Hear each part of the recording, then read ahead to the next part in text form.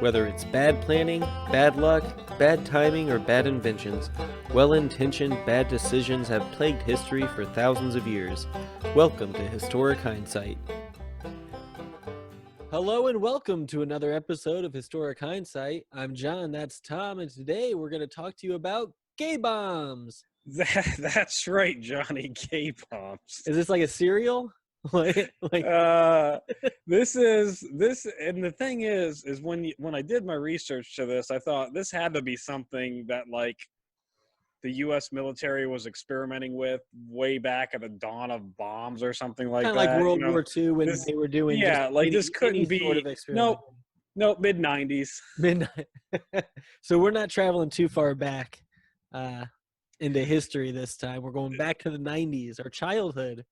Yeah, pretty much. Yeah. Sounds like our adulthoods could have been way different if this was I assume this was an unsuccessful experiment. Well, Johnny, we don't know. Maybe that's why LA is the way that LA is. Maybe they tested the gay bomb there. We won't know. Maybe in 50 years when it's unclassified or whatever, declassified. Yeah. Declassified. Well, if you're sitting at home wondering what the hell the gay bomb is, the gay bomb and the halitosis bomb were two legit things the U.S. military looked into, which were less than lethal chemical weapons.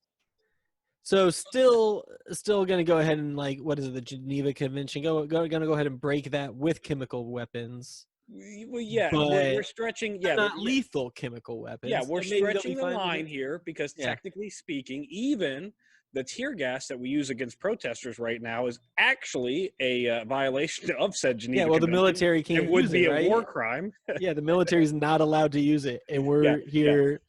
Yeah. Well, anyway.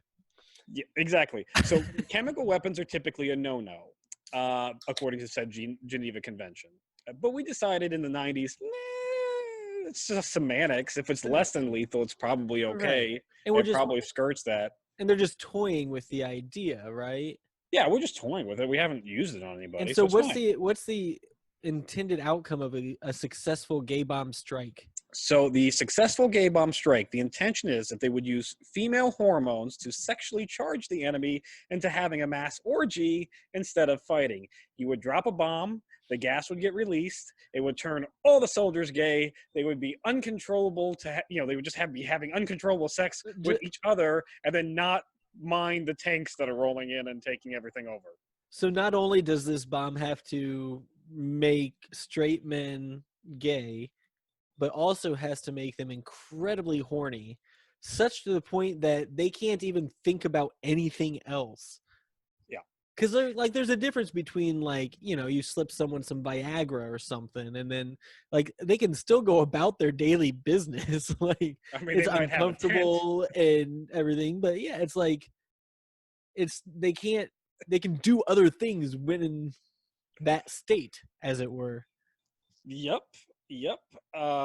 It's almost like the opium cigarettes that were dropped on in the siege of Jerusalem. The cigarettes that were laced with opium, they'd smoke it, they get too high, they wouldn't fight. It's the same kind of thought. I get where they're going with it, but I don't think it's the most feasible thing to think that this chemical is going to prevent them from fighting, Well, it's a very cartoonish, sea-level movie premise that you can distract, you go in with a mariachi band or something and all the enemy soldiers start dancing and then you sneak by them into their headquarters or something. Yeah, it's a very strange concept. It seems like something Dr. Evil would have done in Austin Powers. I mean, that was released in the 90s, right? Late 90s? So maybe, I think it was, the first ones, yeah. Maybe it had some ideas with it. Well, you might be wondering where this all started because, I assure everyone at home, this is a legit thing.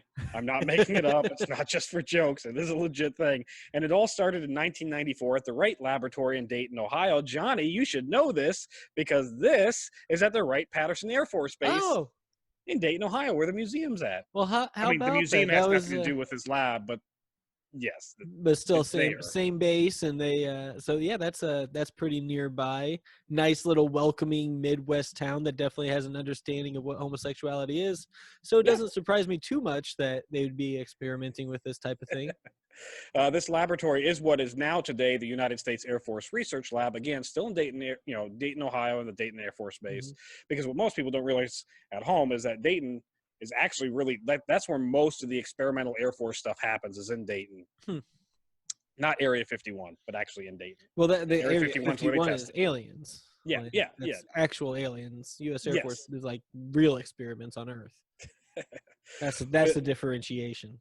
Pretty much. So in the early 90s, the Department of Defense was looking for a less than lethal chemical weapon that would disrupt the enemy and distract them without killing them or causing them bodily harm, because they didn't want to commit any war crimes, even though actually the use of any chemical weapon, whether it causes harm or not, is technically a violation of the Geneva Convention. But They didn't want to do whatever. something so bad that people would investigate and accuse them of committing war crimes. Exactly. Like they're So the Wright Laboratory went to work on theoretical possibilities. Their answer was a 3-page report that suggested using sex to their advantage, Johnny. Their report requested $7.5 million over the course of 6 years to invest into their gay bomb, which would be, and I quote, according to these papers that are all public information now, a bomb that contained a chemical that would cause enemy soldiers to become gay and to have their units break down because all their soldiers became irresistibly attractive to one another.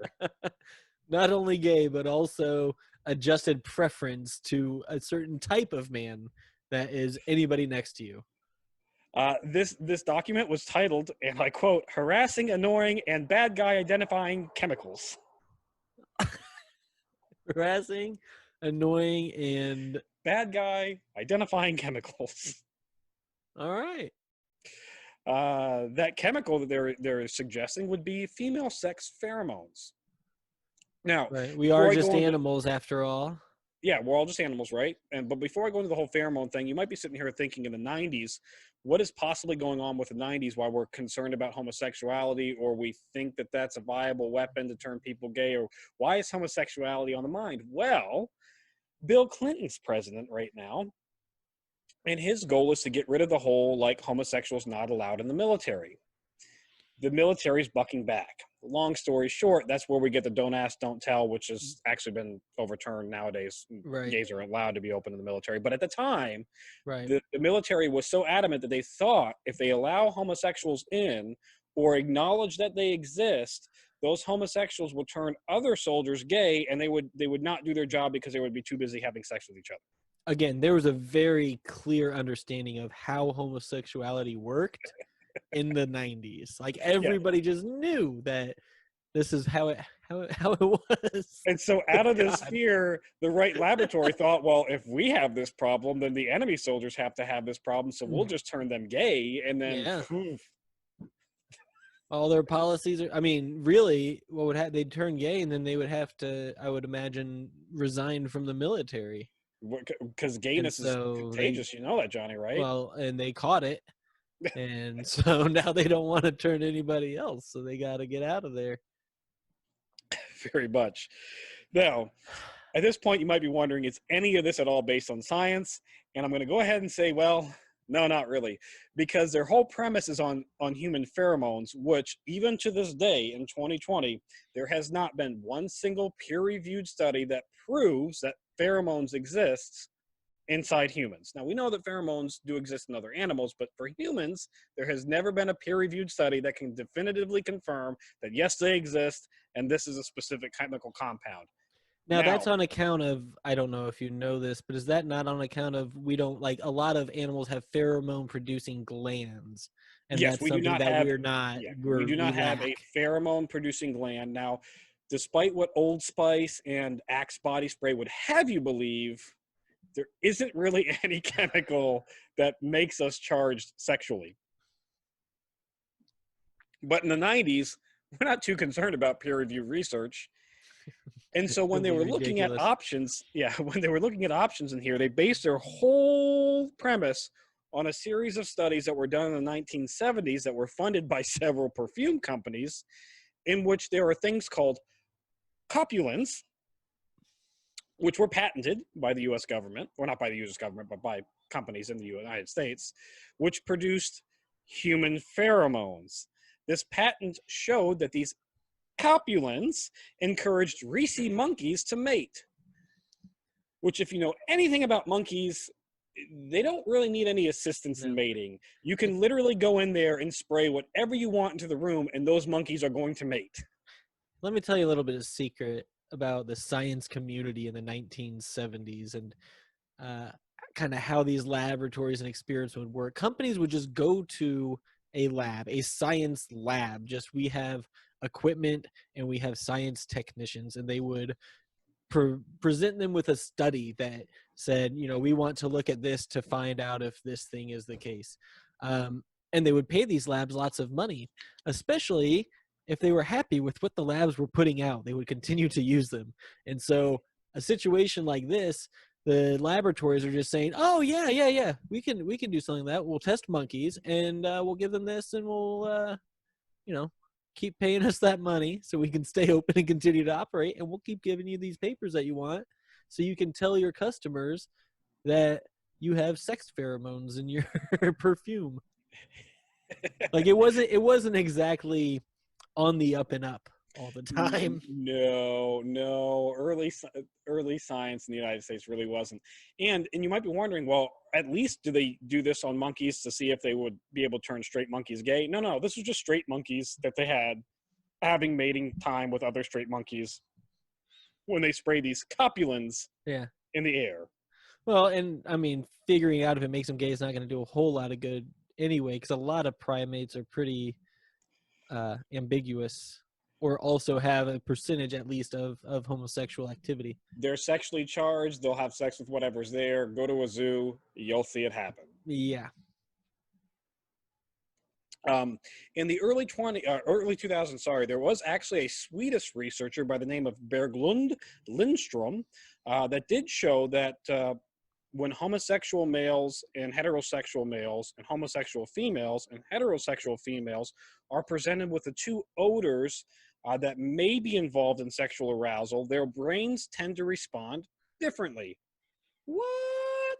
So So what basically, they you're found saying is males, given sense of the sex they're attracted to, react differently to sense that they are not attracted to. exactly. So if you take a straight male and you give them the sex smells of a female, it turns them on, or A it straight makes them female respond or differently. just Makes them respond differently than if you give those same scents to a homosexual male, and then of course vice versa. sure. Which essentially in 2000s, what they did is inadvertently prove that maybe there's something biological to this whole Oh, wait homosexuality a minute. thing, and Wait. No, not that's nonsense. It's a a choice. choice. A Like they just choice. want to be gay and then also, belittled and ridiculed and have their lives made harder for no reason and not be able to get married. They just wanted all that. It was their choice. Are you telling me that like we're hardwired to be attracted to a certain I'm not orientation, or telling you anything at home. You make your own conclusions. I'm just providing information to our listeners. okay, I'm gonna go ahead and say it's just Yeah, it's biological. Like biology. it's yeah, Yeah, it's biology. it's just But the way they are. That's it. Just like in, you. in any case, what it did not do, though, however, is that those scents didn't turn a straight man gay What? or a gay man straight. Oh, So maybe that would have been a little useful to those Right Pat researchers in 1994, but they didn't have that, so they're still on this yeah, whole premise yeah. that this I will still work. think it's just gonna work, and you just have to find the right concentration, I guess, and then figure out a way to make it airborne and inhalable. I guess. I I guess. guess is this like a tear gas bomb, Man, I, or I don't know what the ultimate. I would the imagine that it would delivery be like mechanism? a gas canister delivery system, like you would use Yeah. with chlorine gas or tear gas. I'd Uh huh. imagine it'd be something like that. I do have to reference with this study here. They didn't have a cause and effect. They couldn't determine why the things were the way that they were, or how it responded the way it responded in the study. And it also wasn't a double-blind, peer-reviewed study either. So again, So it's just a useless study, but it in any was a useless case, study. Yeah, nobody really cares. I was able to find a little bit of other research about human pheromones, which was done in 2008 by a Zen Zhao and a Dennis Chen, who found that using an MRI machine the right orbital cortex and the right fusion cortex respond differently to certain scents in the environment that would respond to sexual arousal. So basically, what they found out is that there are some scents that could trigger some sexual arousal inside the brain chemically. But Sure. again, nothing that would cause a straight man to be gay or a straight woman to be gay. I mean, And there's a difference between like smelling a hamburger and being like, "Ooh, I'm kind of hungry," and smelling a hamburger and being like, "Rah!" and attacking anything you see and just devouring it whole. exactly. Despite this fact that pheromones aren't even really proven to be real in humans, the right laboratories went ahead with it anyways, and they also created a halitosis bomb that would take chemicals found in halitosis, the Bad gum breath. disease, bad breath, and they would use that as a stink bomb. They literally created a stink bomb. Like, Did think we of not your have enough? think of your fifth grade kid with that stupid smelling stink bomb that they light and throw in the Yeah. bathroom. They just made it bigger. It, well, And I and don't care how bad the smell is. There's no. never going to be a smell bad enough to stop you from shooting at somebody who's fucking shooting at Well, you. also it's the '90s. People have gas masks and stuff. Like this wasn't like way back in the day when they're Civil War style. Which did they have gas? I don't know if they had that. No, they didn't have gas Okay, masks in Civil War. so There it's wasn't not gas Civil masks then. War where they're helpless against this gas, this toxic gas. It's like it's just a smell. It's just a smell. Oh, it smells kind of bad. Maybe I'll Oh, walk I mean, away from sure, said yeah, I'm smell. sure it does. I'm sure it smells awful. We had a kid throw one in our school. We had like in the meeting area at the end of the day. Everybody kind of hung out in this commons area while the I don't know buses are waiting for their parents to pick them up, and somebody threw a stink bomb in there. It smelled like rotten eggs. It was awful. When I was in elementary school, somebody somewhere decided that it'd be a good idea to plant a ass ton of ginkgo trees out in front of the school, and the ginkgo trees drop these little berries that smell like ass. I mean, Yeah. they just smell like just death. Hmm. And so, of course, we as elementary school kids would take handfuls of them and then like smash them inside the school classrooms and stuff Oh. because we thought it was funny, although it was stupid because we're like, it's And not then like you we're have to immune sit there to and it because smell it. I'm just Yeah. having to smell it. Yep. And it's all over God, your hands, so you're smelling that all day. those trees are still there Eh, at the same elementary school because we're kids are dumb. idiots. Yeah. Um, Now, for a change in event, even with the seemingly unlimited budget, the idea never really got off the ground past the initial theoretical So phase. there wasn't a gay bomb ever created. Or at least that's what the Pentagon wants you to think. Ah. So the Pentagon, when this became public knowledge, said, oh, we never really took this seriously. Seven and a However, half million dollars or something? That's not yeah, taking seven it and a half something million seriously? dollars over 6 years, and they said they never really took F the out of idea here. seriously. Which for $7.5 million in the scheme of American military spending is absolutely nothing. Right. And maybe Like that's more of nothing. a indictment on the overall spending of American military. But But here's the problem.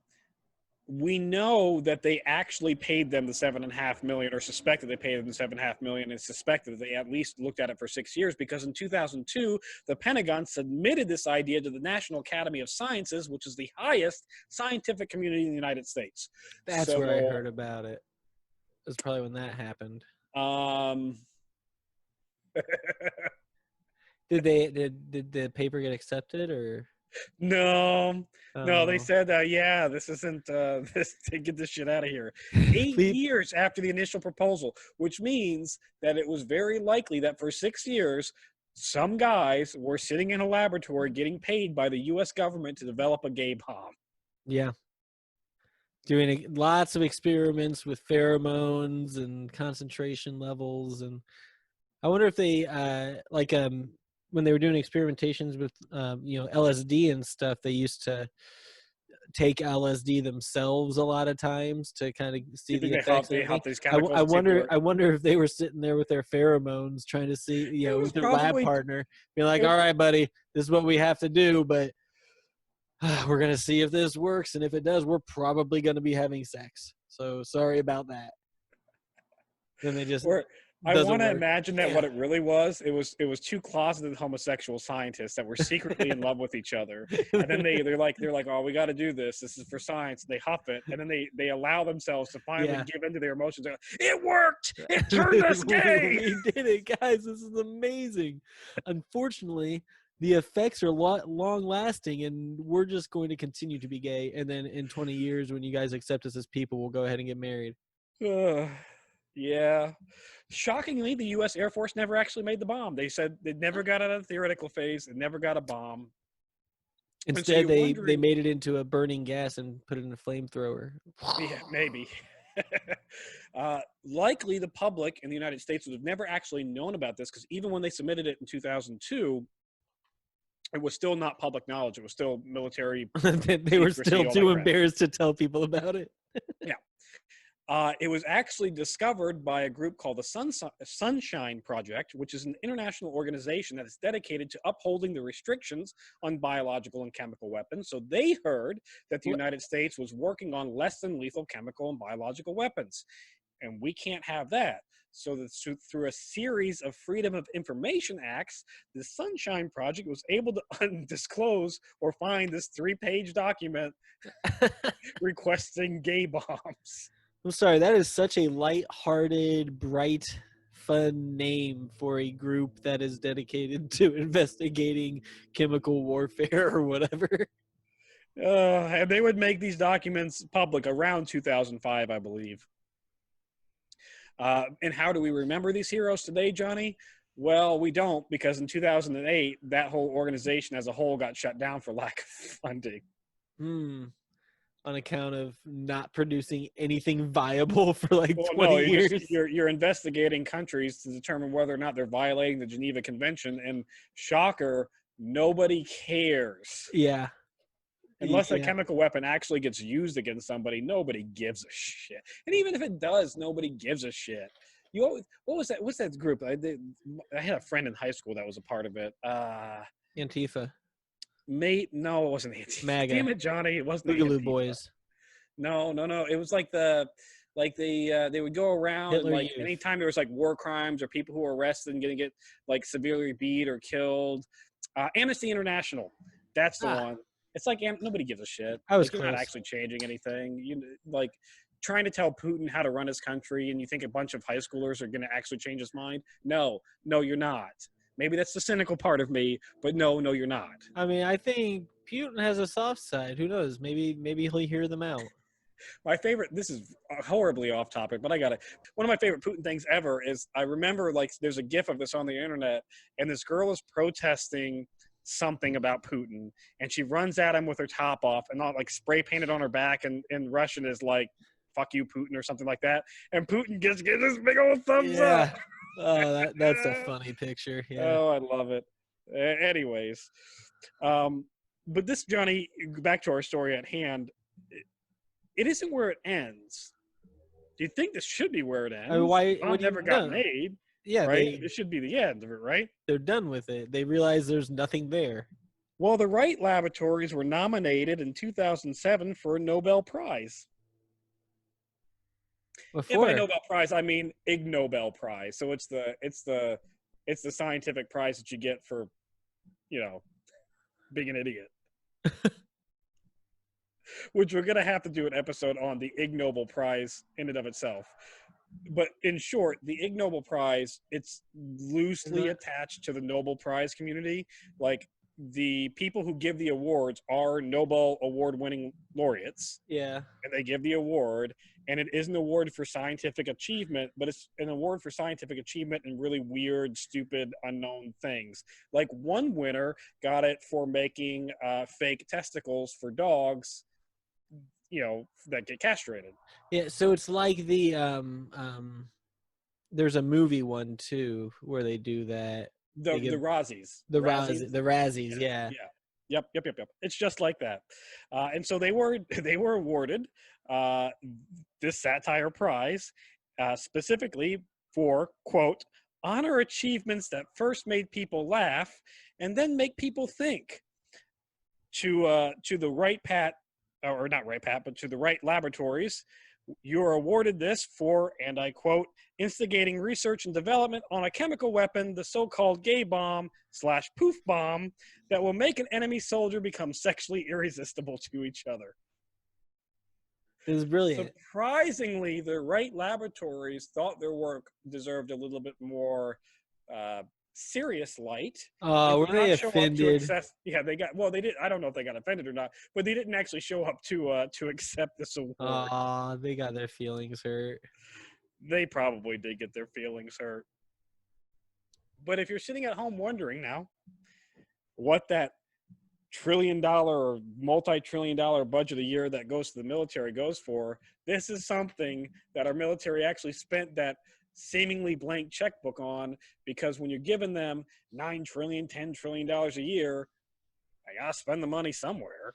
You know, the scariest part about all of this is that the fact now that we have, or the knowledge that we have now, that this isn't a one-off wild experiment that the government just decided to do.